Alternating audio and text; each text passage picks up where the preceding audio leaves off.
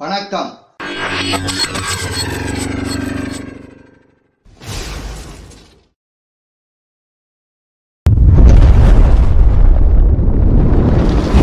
அனைவருக்கும் வணக்கம்.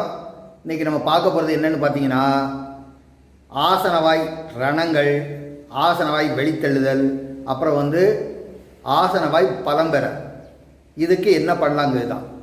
இதில் பார்த்தீங்கன்னா, ஆசனவாய் பலம்பெறணும்னா, அதாவது ரோஜாப்பூ, நாட்டு ரோஜாவாக இருக்கணும். நாட்டு ரோஜா, அது கூட கல்கண்டு, அது கூட தேன், 3 சம அளவு, அதாவது சம அளவு எடுத்து ஊற போடணும். ஊற போட்டு இதை நம்ம லேகியம் மாதிரி வச்சுக்கிட்டு காலையில் 1 ஸ்பூன் வெறும் வயிற்றில் சாப்பிட்லாம்.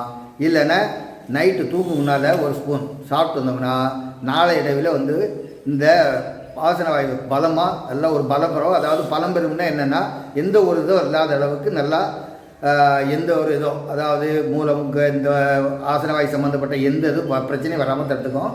அதுதான் பலம் பெறுந்தது. அதெல்லாம் இந்த கட்டுப்பாடுகளை இது கொண்டு வந்துடும்.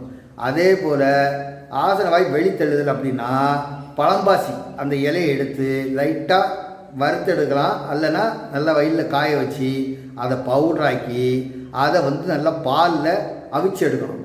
அவிச்சு எடுத்து இதை காலையில் ஒரு ஒரு அரை ஸ்பூன் அளவு சாப்பிட்டாலே போதும்.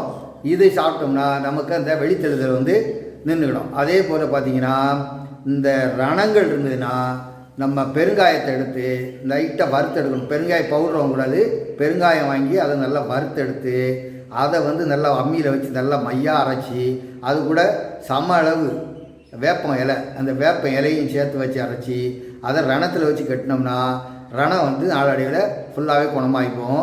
இதெல்லாம் செஞ்சு பலன் பெறணும்னு வேண்டி கேட்டுக்கிறேன். நன்றி.